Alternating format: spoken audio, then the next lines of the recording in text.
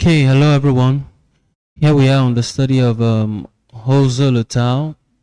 Mindfulness and brain scan. Okay, this is the last study I'll be covering under the biological approach. Okay, let's dive into it. Yeah, I have some key terms to describe here. The first one is mindful yoga. Okay, as we can see in the picture, we can see some people trying to stretch the body, right? One thing I can notice around that is that in the process of doing that, they also tried as much as possible to maintain a particular cognitive level. All right, you can see the participants, majority of them closing their eyes. So they're not just stretching their body, but then they are putting a great level of attention to the activities going on in their body. All right, now the sitting meditation is another thing. All right, look at this lady and then the man to the right, no, to the left rather.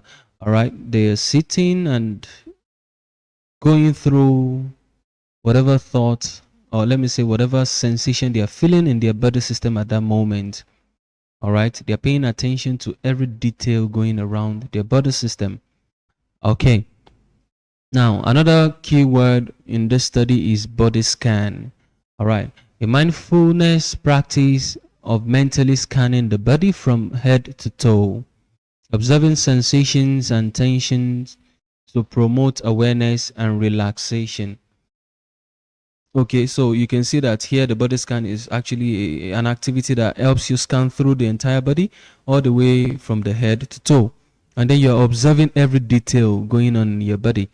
All right. And then in this particular study, they found that the body scan in mindfulness-based stress reduction, okay, may increase gray matter in areas linked to body awareness. All right, so there is a tendency.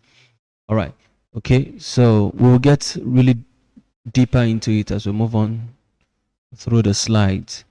Okay, now what is mindfulness-based reduction cause? All right, over the course of this study, you might see a lot of MBSR. So what does it really mean? The full meaning is mindfulness-based stress reduction course. It's a structured program teaching mindfulness techniques such as body scan. We mentioned body scan already, where you scan through your body from head to toe, not necessarily through a machine, please. Okay, it's actually it's a cognitive process. What I mean by that is you think about it, you scan through your body from your mind perspective, all right, and then you go through what is going on in my toe, what is going on in my feet, what is going on around my stomach, okay, just things around that, all right. Yeah, mindful breathing, okay, you pay attention to your breath. Yoga, all right, that is where you stretch your body, but then you're conscious of everything going on. And then meditation, all right, sitting meditation. The emphasis is to reduce stress and improve mental awareness, all right, mental well-being.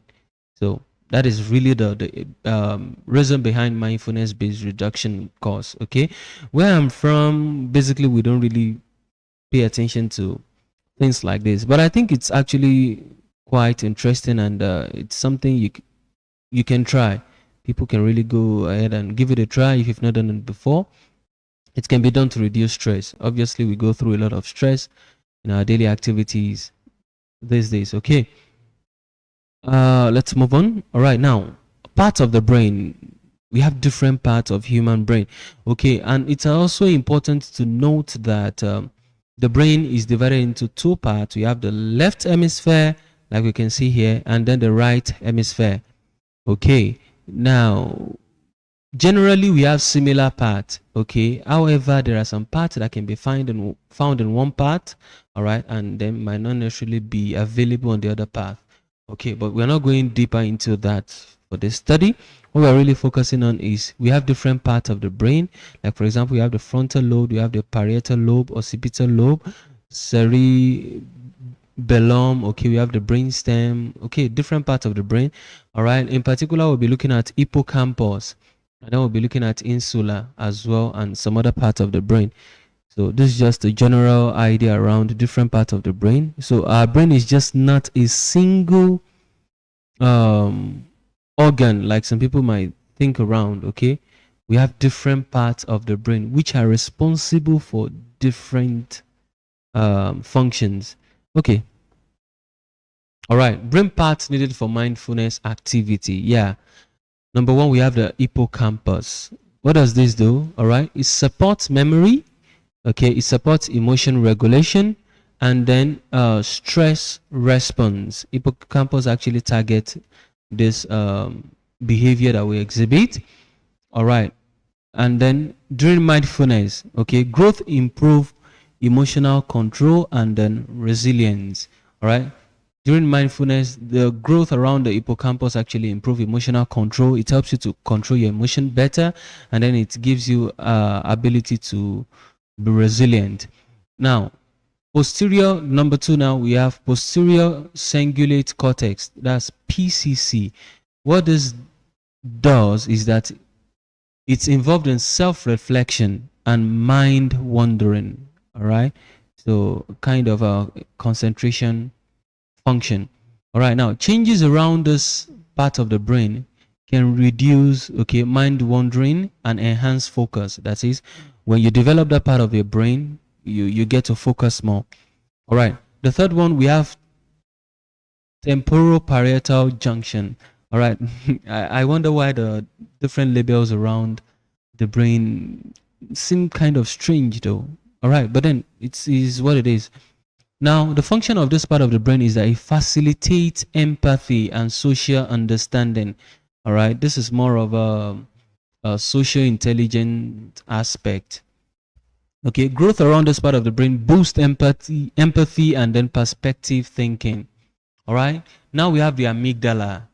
Amygdala, it processes fear, stress, and emotional response. Okay, I will respond to things. Okay, and it processes fear and stress as well. So that is also important when we're talking about mindfulness activity. All right, now shrinking lower stress and then emotional reactivity. All right, so if this part of the brain is increased or stimulated, okay, it can increase stress, it can increase the level of fear or anxiety someone feels. But if it is reduced now, you get to have lower level of stress and emotional reactivity. All right, now we have the prefrontal cortex. All right, the function of this is to regulate decision, emotion, and impulse control. All right, to regulate decision, particularly the decision aspect. All right, now when this part of the brain is strengthened, it improves self-control and balance. Okay, self-control and balance. Now moving on, we have the key term called gray matter concentration. This is very important. All right, the aspect of gray matter concentration, although according to your syllabus, you don't necessarily need the full biological understanding. All right, but what is important for you to know there is that this is also the picture of the brain. This is the brain, how it looks like, and then we have different gray matter. It's not necessarily just this color, but this particular gray matter increases the sensitivity of the brain in certain areas. All right, so when there is a lot of gray matter around a particular part of the brain, that means that part of the brain will be sensitive to react to certain stimuli. Okay, so just try and understand it that way. Okay, so gray matter density refers to a neuronal cell concentration. Okay, so which means that it's just like a more of concentration of cell in the particular part of the brain involved, and then it can be linked to muscle control. It can help you muscle control. Those are the aspects that it really works on: muscle control, sensory perception, okay, cognition, which is the thought process, and then emotional regulation. So these are basically the part it focuses on. All right, so this gray matter can be increased or reduced in the part of the brain, so which enhances our brain sensitivity to those parts we mentioned earlier. Okay, um, now moving on, another thing to talk about is the voxel-based uh, morphometry. Right, so this basically talks about the picture of the brain and then how the brain is going to be analyzed. In this study, All right, so let me start by discussing this voxel-based morphometry (VBM), a neuroimaging technique that analyzes brain structure by examining gray matter volume and concentration. So which means that it takes the picture of the brain. All right, this particular VBM now makes a comparison between, for example, before an activity and then after. So when it takes the picture of the brain structure before and then the brain structure after, now it can make a comparison to tell you that, okay, there is an increased level of gray concentration or there is a reduced level of gray matter in the aftermath of the picture. All right, so that is just, it helps in making objective analysis between the picture of the brain taken. Okay, by examining gray matter volume and concentration, comparing MRI scan to identify morphological differences. All right. Okay, another point is cross-sectional study. All right. This is a research design that analyzes data from a population at a single point in time, comparing different individuals or group to identify relationship or differences across variables. So what this basically does is that when you're carrying out a study and then you've gotten a result, now you want to make a comparison between your study and the general population out there. So you just get the results from the general population and then you compare it with more like a control group, and then you compare it with the result of the participants you use in your study. Okay.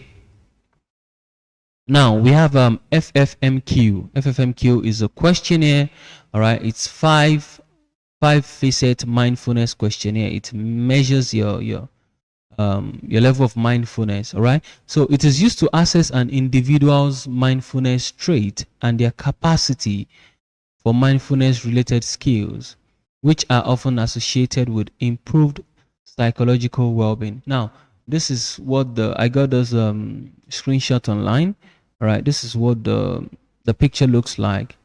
Okay, questions like I am good at finding the words to describe my feeling. Okay, how are you able to interpret that? I mean, were you effective during the process of the mindfulness activity? Okay, I can easily put my belief, opinion, and expectation into words, describing what I was feeling. Okay, which shows an understanding of what you were going through when you were thinking. Okay, I watch my feelings without getting carried away by them. So I was able to focus. All right. I tell myself that I shouldn't be feeling the way I am feeling. It's hard for me to find the words to describe. All right. So this generally measures your ability to concentrate on yourself and to be able to understand what is going on in your body very well. All right. But please take note of that. FFMQ was used in this study. All right. This is what MRI scanner looks like.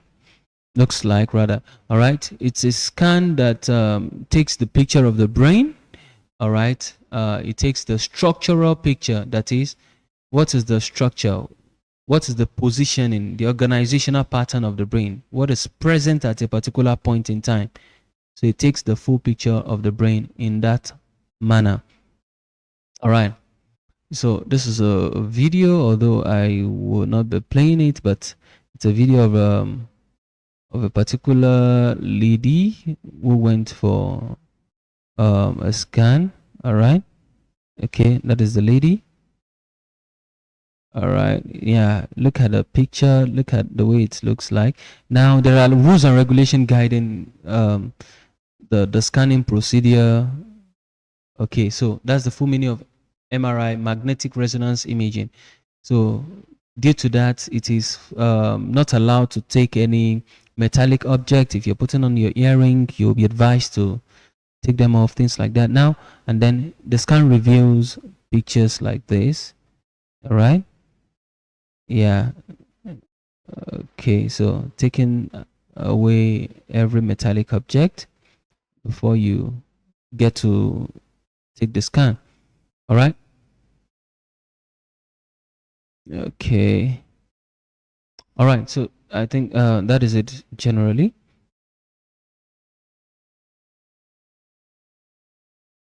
Okay, now moving to the study, the background that led to this particular study. Mindfulness is defined as the practice of purposely bringing one's attention to the present moment, experience without evaluation. Evaluation in the sense that you are not being biased, you're just focusing on what is really going on. You want to know what exactly is going on. All right, not necessarily that, okay, this is what I should be feeling, this is what I shouldn't be feeling. You are just being pure to identify the real thing your body is going through. All right, so you're just trying to pay attention to the present moment. What is happening? What is it right now? Okay. The goal of mindfulness is to wake up to the inner workings of our mental, number one, emotional and physical process. Right? How do they work? How do they uh, function through meditation? Okay. Mindfulness technique can be used to help reduce stress and anxiety, also to help with eating disorders, depressions, pains, and many other things. All right. So people do this activity for a lot of reasons. Okay. I've never done one. Okay. But I think it's something I would like to try, obviously, one day. Okay. So moving on. Now, in 2004, a meta analysis study was conducted on determining the effectiveness of mindfulness based stress reduction and health benefits. So, generally, what is the benefit of mindfulness based stress reduction course? Okay, on health. Now, the study concluded that MBSR may help a broad range of individuals to cope with their clinical and non-clinical problem. Okay, so what do you think? Do you think meditation, mindfulness exercise, including maybe meditation, yoga, all those things, do you think they really help reduce stress? Have you tried that before? Well, you can drop your opinion in the comment section. Okay. Now, moving straight to the study, the psychology being investigated in this study, I do often advise my students to pay attention to this. This kind of question often come in the exam. Okay, the first thing is localization of function. This basically talks about the different part of our brain doing different activities. All right, the theory that specific brain areas are responsible for particular mental process of function, such as speech. There's a part of the brain responsible for speech. There's a part of the brain responsible for memory. There's a part of the brain responsible for motor control and different activities like that. All right, so the concept in psychology is called localization of function. So please pay attention to that. All right. Now, another thing that was investigated is mindfulness itself, the practice of focusing on the present moment with awareness without judgment. I think I mentioned that earlier. All right. So, moving on to the aim of the study, to identify change in specific brain regions. Okay. Will there be change in the brain region and the whole brain at large by comparing gray matter concentration before and after a mindfulness course using a longitudinal design. Now, longitudinal design, if you remember very well, what does it mean? What does it talks about? You cover that in the research method. Take a little moment. Okay. Yeah, longitudinal design basically talks about a research method where the study was carried out over a long period of time to test how effective it is, to test every part of the method used. Okay, so it actually happens over a long period of time. So that is the longitudinal aspect of it. Okay, now what does aim actually explains is that they wanted to see if mindfulness course will help the brain to change in regards to its structure. Okay, what I explained earlier about gray matter is that it increases the sensitivity of some part of the brain towards certain stimuli. Okay, now they want to see if mindfulness can actually increase the sensitivity of some part of the brain. All right, by so doing, if it, for example, if it increases the part of the brain responsible for or let me say, it increases the sensitivity of the part of the brain responsible for memory, which means after the mindfulness exercise, then memory is obviously going to be improved because the part of the brain responsible for that function, the sensitivity has been increased, so it gets to work better. You understand the idea now? So generally, that is what Holzel wanted to discover, if mindfulness can actually increase the gray matter in a certain part of the brain. Okay.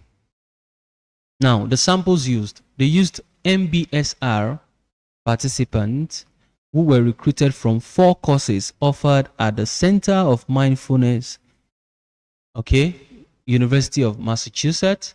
Okay, Massachusetts, right? Yeah, I think it's Massachusetts Medical School. All right. Now, these are generally participants that were already registered. Take note. Okay, they were already registered for that course at that university.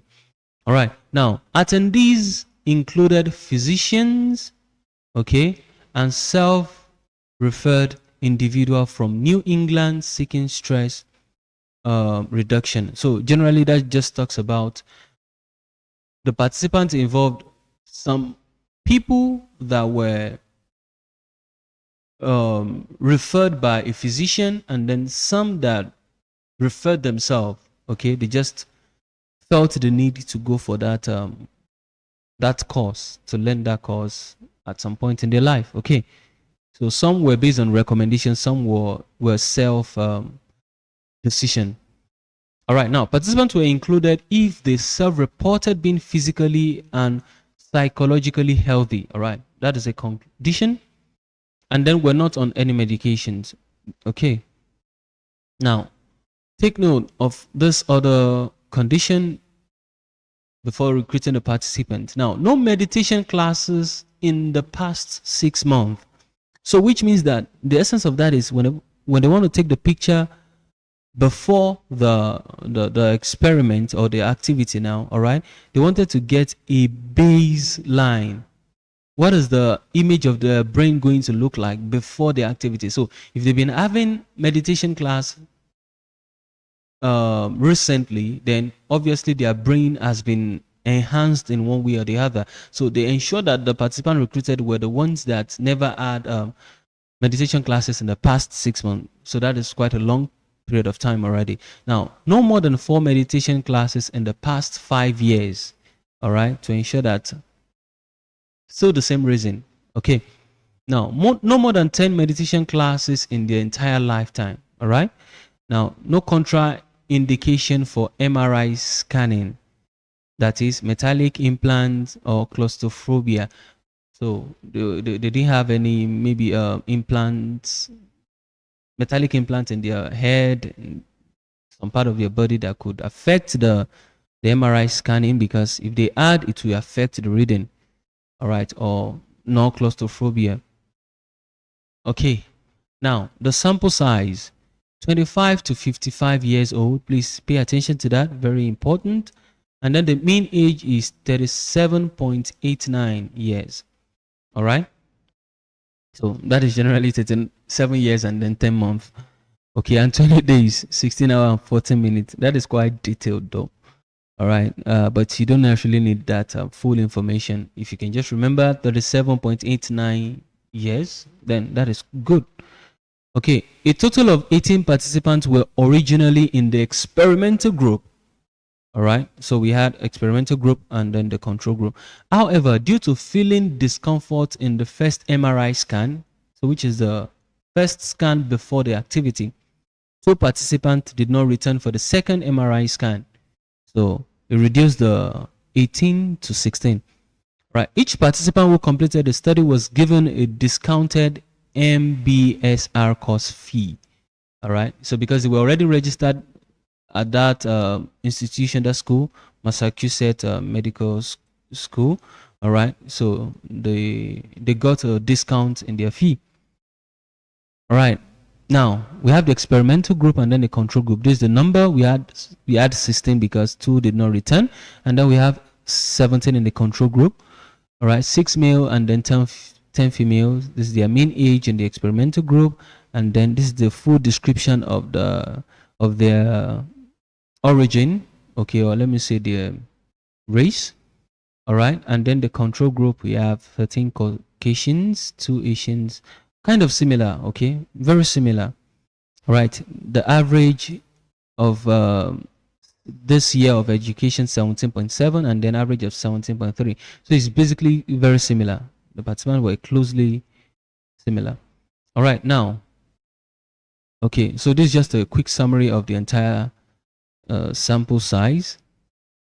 All right, now moving forward to the procedure. The MBSR program included 8 weekly, all right, 2.5 hour group session. So they had 8 of those sessions weekly, and then 1 full day session which lasts for 6.5 hours in the 6th week.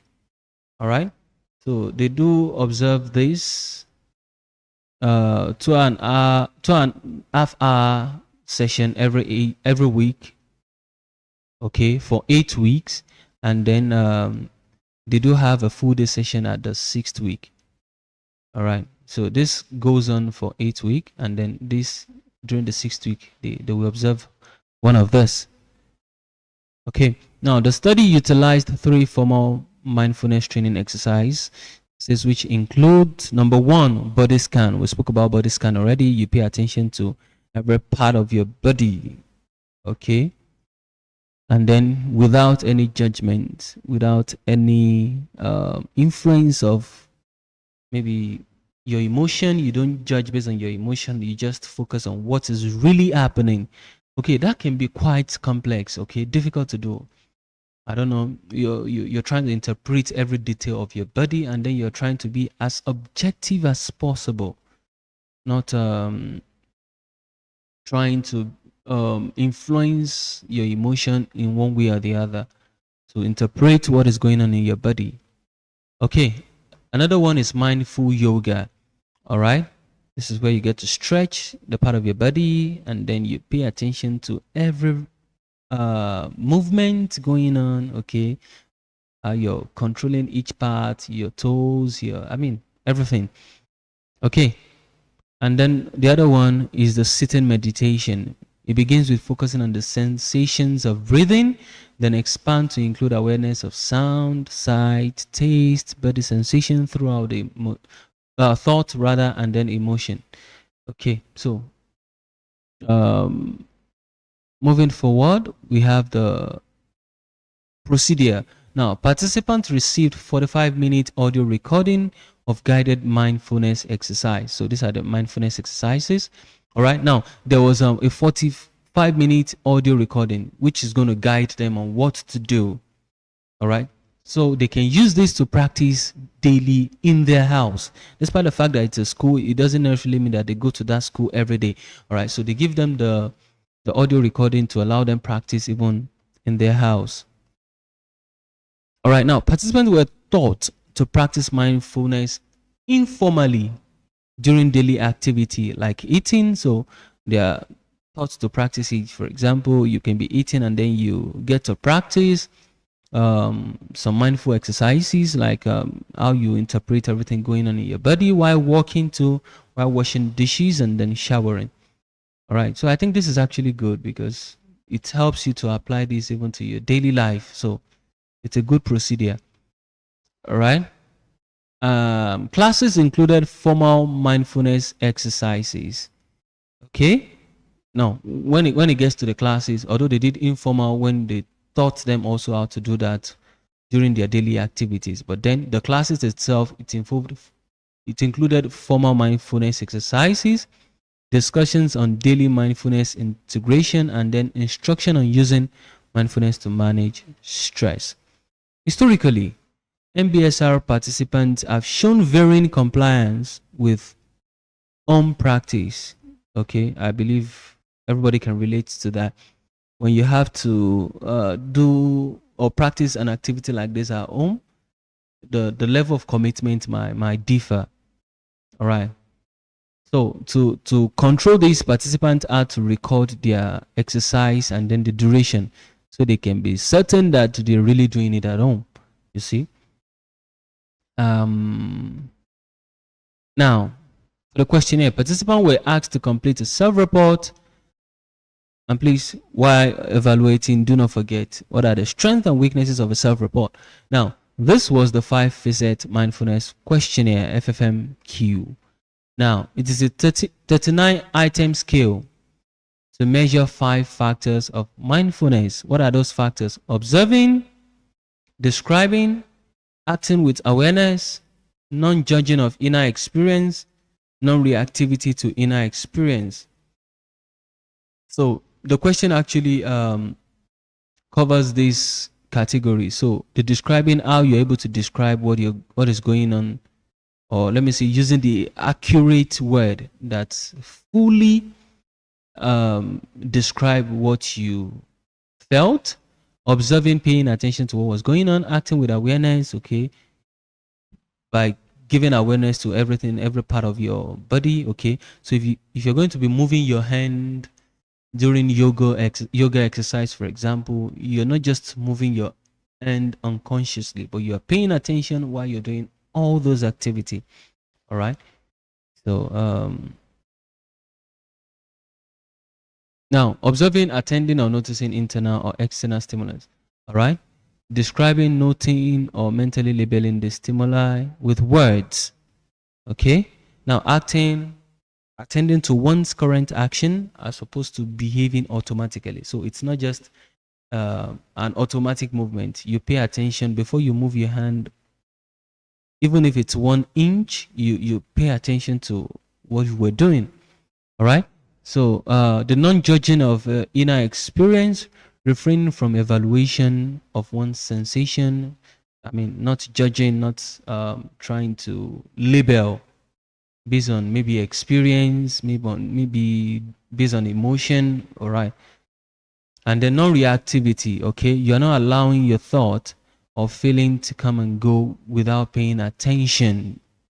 All right, getting to cut or you're not allowing your thoughts, okay, just to influence you or to distract you, and then you're not paying attention to, or let me say, you're not carried away with what is going on. I mean, your thought process, such as some people, while paying attention to their body system, they can feel, I think I have difficulty in my hands right now. I can't lift it as much as before. Would it be that I'm losing, and then you're not getting carried away eventually. So you're being objective as much as possible. All right. So you do not allow whatever it is you're going through to take your attention away from what you were doing. Okay. Now, responses to the item are given on a 5-point Likert scale. Okay. How do you respond to those questionnaires? Either 1, never, or very rarely true, all the way to 5, very often or always true. All right. So obviously that's going to produce a quantitative data. Okay. Yeah. Procedure questionnaire. Now, okay, this is generally the examples. Observing, when I was walking, I deliberately noticed the sensation of my body moving. So you were to answer, is that true? Did you really, was that never or very often or very rarely true or always true? All right. So was it true? I mean, really true or always true? So you have to pick. Now, describing, I'm good at finding words to describe my feeling. Okay, is that really true or very true? Depends.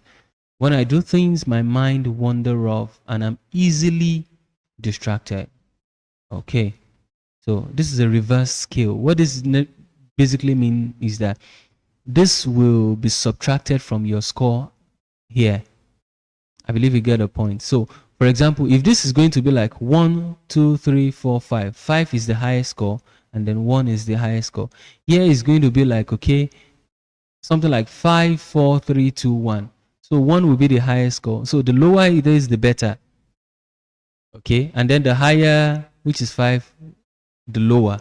So it's like that. That's why they said reverse scale. Okay, instead of it to be 1 all the way to 5, then it's going to be 5 to 1, in the sense that if you're picking 5, it is a negative thing, and then if you're picking 1, it is a positive thing. All right. This is also non-judging and of inner experience. I criticize myself for having irrational, or so when you actually do this, it is not good, because you already criticized, you allowed your emotion or your evaluation to overshadow your observation. So this is also a reverse scale. Now, I perceive my feeling and emotion without, this is good, without having to react to them. So this is good. It's going to be on the normal scale, 1 to 5. All right. So negative statements are reversed on the scale. Yeah. For the brain scan, all participants were scanned at the Martinos Center for Biomedical Imaging in Charlestown Town, MA. Okay. Now, MBSR participants were scanned during the 2 weeks before, which is pre, and after, okay, which is post participation in the program. Okay, I said that is pre and post. Now, let's take a look at this. They said MBSR participants were scanned pre and post. What experimental design do you think that is? Okay, they were scanned pre and post. Before the experiment to get their brain structure, and then after the experiment to also get a picture of their brain structure, and then they make a comparison between the same participant but using their brain scan before and then after. All right, so experimental design is that. You can pause the video to ruminate a lot around that, be able to get it. Then I believe your answer should be repeated measures design, which is the same thing as within subject design. All right. But take note, they also add control participants who were also scanned twice. So the control participants also went through pre and post. That is also repeated measure design. But the fact that they also had experimental group and control group and different participants were involved in those, then that is independent measures design. So basically they used both designs in this study. All right. Now, the average time between scanning sessions were 57.25 days. All right. So that is with a standard deviation of 4 to 5. All right. So the scanning all the participants took quite a lot of time. All right. Now, for the MBSR group, and then 65.67 days for the control group. Okay. Now, the MRI enabled the whole brain analysis as well as region of interest. Now, please pay attention to that. Region of interest, that is ROI. I told you the gray matter doesn't necessarily affect every part of the brain. All right, but it affects certain part of the brain, which in this study, it is called the region of interest. All right, now the region of interest contained the bilateral hippocampi. That is, hippocampus is present in both parts of the brain, the left hemisphere and then the right hemisphere. So it combines both. And then the bilateral insula. Okay, so both the right and then the left side.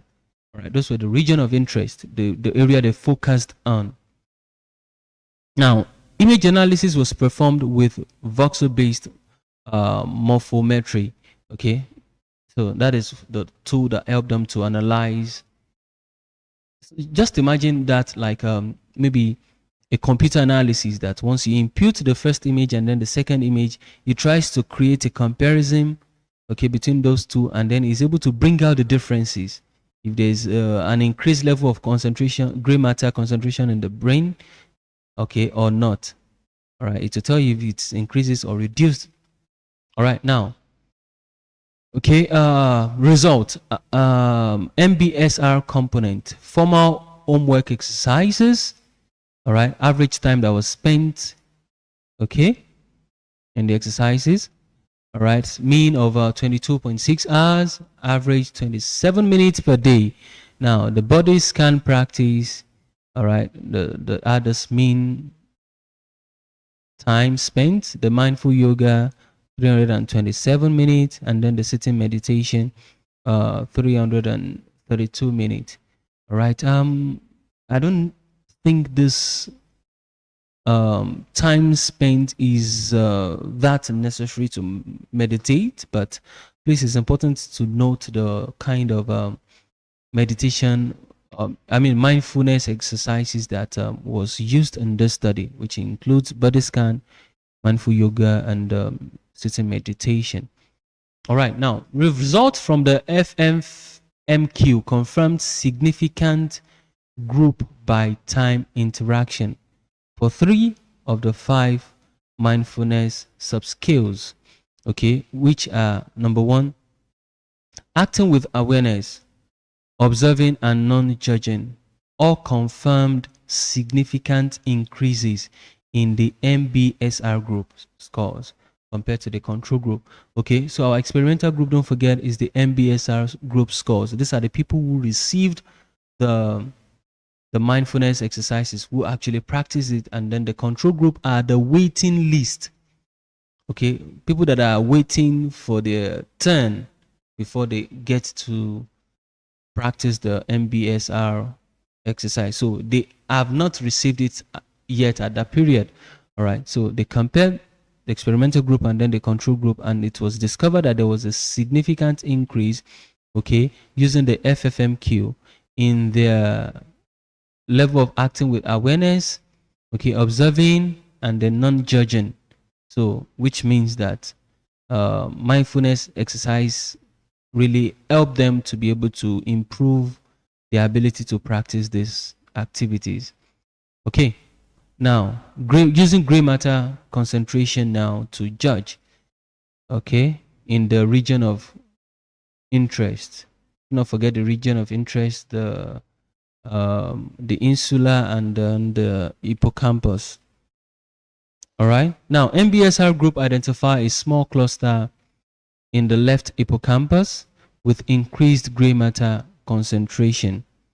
All right, there is a small cluster in the left, all right, with increased gray matter concentration in the experimental group, MBSR group.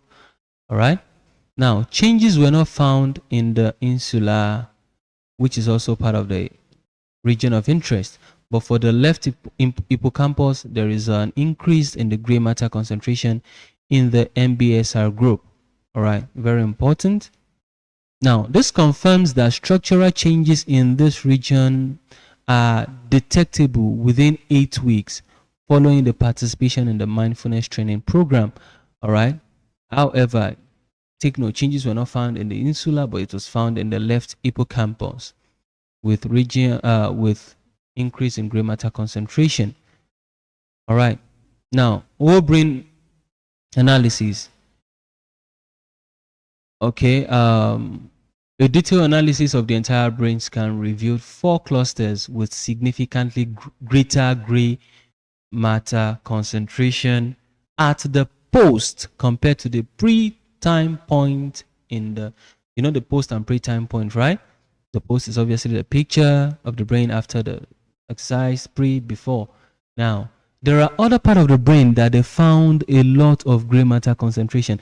That is the reason the aim of this study does not just cover the region of interest, but it also covers the whole brain scan.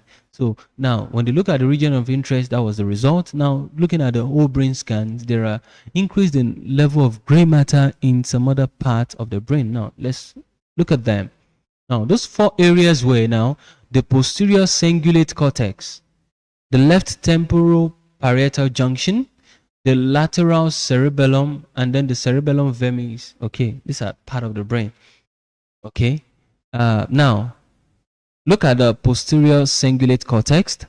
Okay, this is the change. All right, we have the control group before the let me put it this way, before the okay, now, okay, let me explain this part. All right, the control group didn't necessarily practice the um the what's it called now, the mindfulness exercise. All right, but take note, the picture were taken before and then after. All right, a period of time, so they add before and then after pictures taken. All right, and then the experimental group, which is the BSR. Okay, now they add the picture taken before the mindfulness exercise and then after the mindfulness exercise. All right, so with this, they were able to make a comparison. Now, for the control group, there was a discovery that the gray matter concentration in the posterior cingulate cortex reduced. Okay, instead of increasing, it actually reduced. All right, whereas that of the experimental group, it increased. Okay, now look at the left temporal parietal junction. We have similar result. It increased for the MBSR group, and then for the control group, it reduced the gray matter concentration, which means the level of sensitivity of the brain around those parts reduced in the control group, and then in the experimental group, it's increased. Okay, also for lateral cerebellum. Okay, for the control group, there was a slight increase. Okay, but for the experimental group, there is a significant increase. All right, for the cerebellum vermis brain stem, there was a slight decrease. Okay, and then for the control group, there was a significant increase. All right, which tells us what?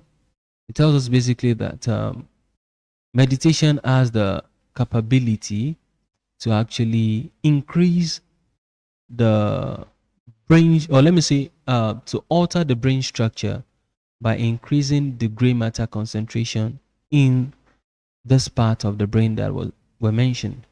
Okay. Now, conclusion. The study demonstrates longitudinal changes in brain gray matter concentration after an 8-week mindfulness-based stress reduction course compared to a control group. Okay. Now, hypothesized increase in gray matter concentration within the left hippocampus were confirmed. So take note, when looking at the region of interest, the left hippocampus had increased in the brain gray matter concentration, but then for the insula, no significant change. Now, also, detailed whole brain analysis reveals significant increase in the gray matter concentration in posterior cingulate cortex. This, okay, and then one other one. I think I forgot to add it here. All right. The adult nervous system is capable of plasticity. All right, that is change in the brain structure. Despite the fact that they are adults, but then the brain structure can be changed.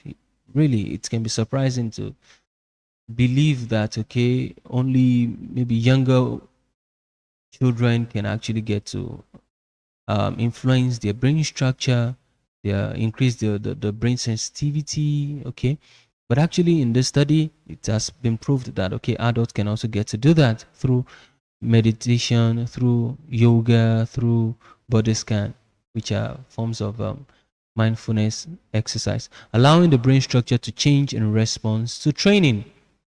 Okay, now to evaluation. Okay, so what can you say? It is an experiment. It is a laboratory experiment. Okay, because they were brought to the lab. So what is good about the laboratory experiment? Okay, there is control of extraneous variables. Okay, it's which increases the internal validity, though. Yeah. Okay, what is bad about using an experiment? Because they were scanned. Okay, they used also scan as well, MRI scanner. That is good. It produces objective data. All right, that is good. All right. What is bad about an experiment is that there could be demand characteristics. Don't forget, because these people were scanned. All right, so they could have adjusted their behavior. Who knows? Maybe part of the reason they add the change is because of demand characteristics. All right, they were just trying to be sensitive already because they knew they were going to be the brain scan was going to be taken. All right, you know, a lot of issues around that. What about the data? Now, I said earlier that they used objective data. Objective data is good because they got the result from the MRI scanner, yeah, which is good. It produces objective data, and then the VBM just to make the comparison to give numerical data. That is good. Okay, however, do not forget that they also did the FFMQ, okay, which is 5-facet mindfulness questionnaire. Although that also the made use of Likert scale, which is a number of 1 to 5. 1 to 5 produces objective data as well. That is quite good. However, it is important to note that uh, the participant's ability to respond now to the question is subjective. All right. Generally, what they look at in psychology is what kind of method is this participant going to adopt to respond to the question. Is it going to be um, close-ended question like Likert scale, or they're going to use open-ended question that we allow the participant to describe in detail? Okay, so if it's going to be close-ended and it's going to be objective, it's going to be open-ended and it's going to be subjective. However, it is important to also note that participants that are responding to questionnaire, okay, which means they really need to use their subjective mindset to understand the question and then to be able to uh, respond to the question based on their level of understanding. So to some extent, there is a form of subjectivity there. All right. But you don't really have to focus on that, except if you really need a lot of data to, or let me say information to write about the data, and then you are out of point, then you can develop that. Right now, talking about validity, yeah, because it's a laboratory experiment, so there is increased internal validity since you have controlled the extraneous variable. Okay, you have also try to standardize the procedure as much as possible, use the same MRI scan for everyone, practice the same exercises. Okay, however, there is a level of variance when it comes to the time each participant spent. Okay, so that can be a little form of let me call that extraneous variable. All right, okay, which is also a kind of uncontrolled variable in the situation. All right, now still on the validity, there is reduced ecological validity, that is, they used artificial environment. They took scans of the participant in the laboratory. So I mean, their brain scan might not necessarily be, or let me say, the structure of their brain might not necessarily be the same if they are in their real environment. So the fact that they took them to a laboratory already, there could be a form of alteration that has been done in their brain scan. I mean, brain structure. Who knows? All right. So there is an issue with the validity there. Okay.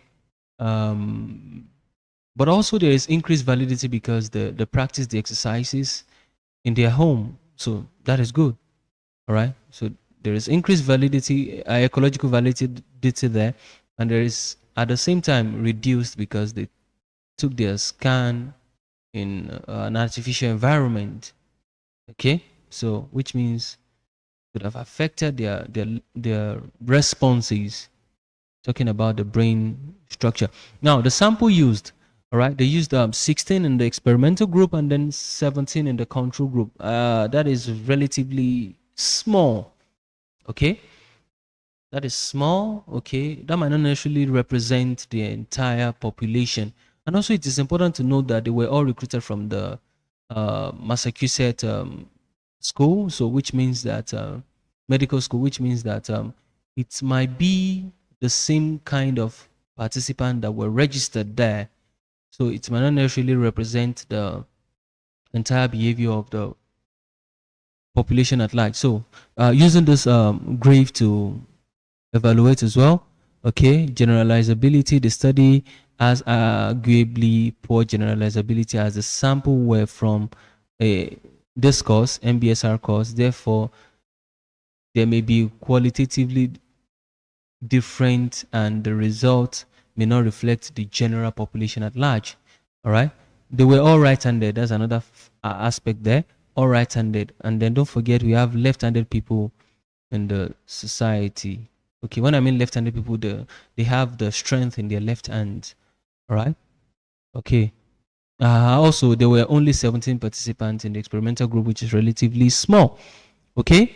Reliability. The study's reliability is very good as they use standardized procedure. Standardized procedure produce replicability, which also enhances reliability. Okay, so it can be easily reproduced. All right, all the content of the MBSR program was standardized, including the specific ROI.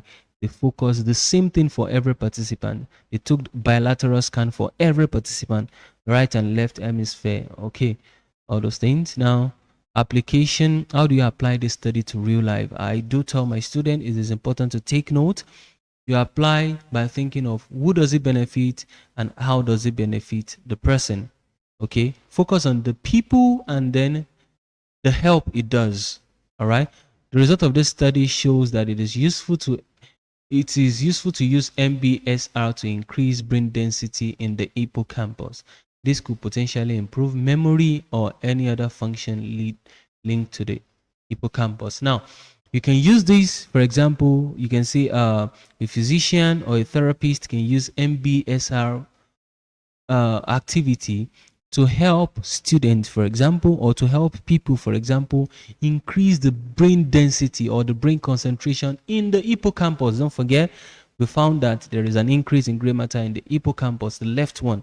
All right, so you can use this to increase the concentration in the hippocampus, which can improve the function of the hippocampus in their brain. And the hippocampus is responsible for memory.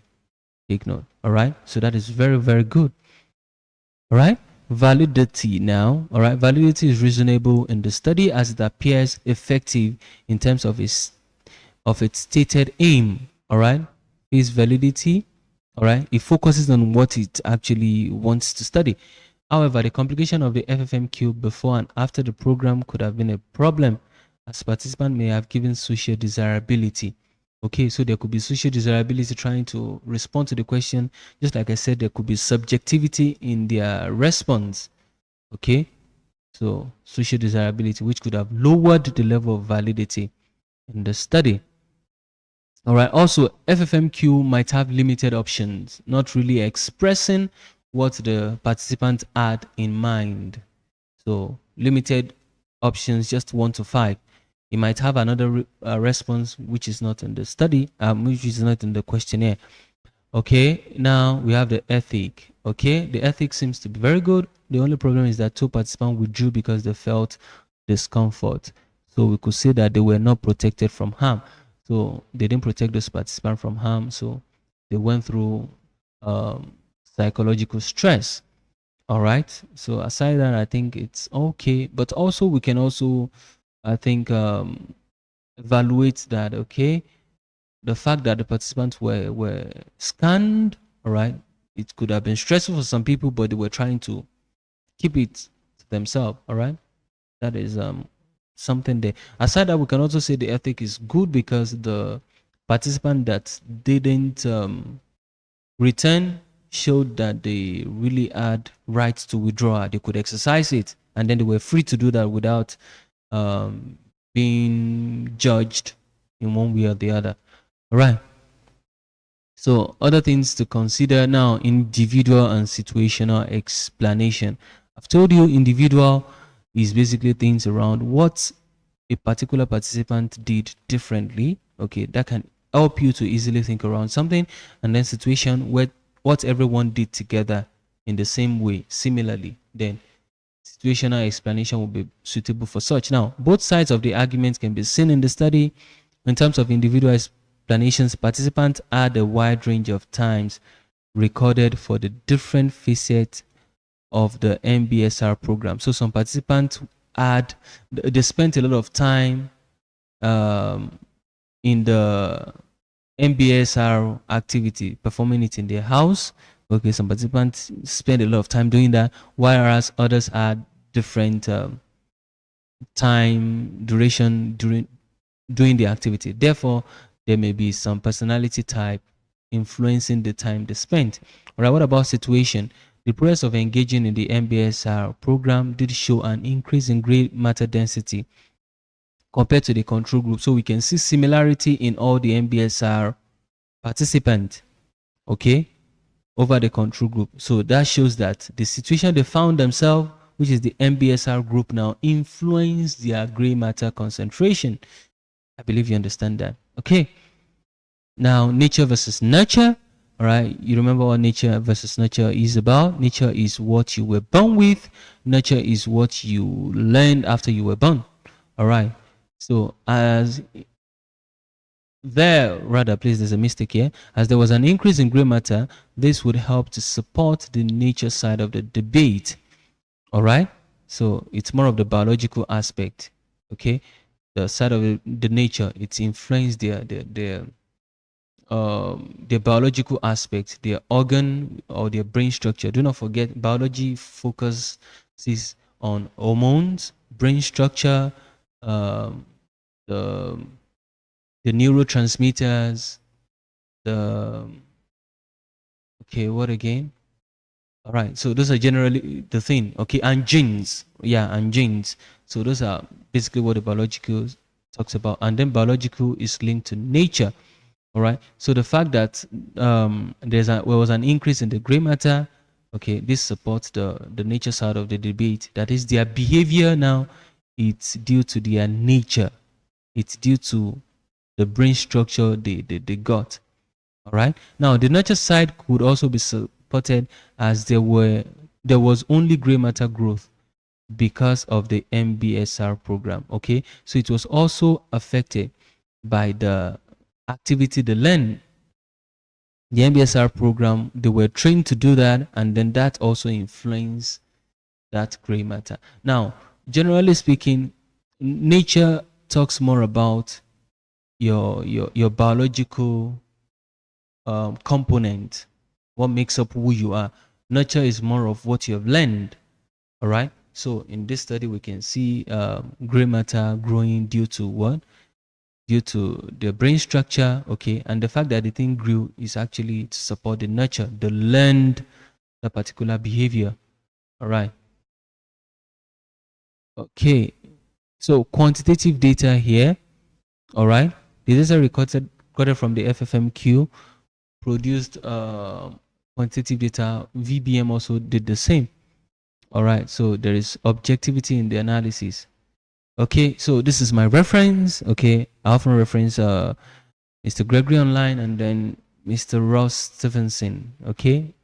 All right. So that is the end of the study. Okay. My name is Paul Adebiyi.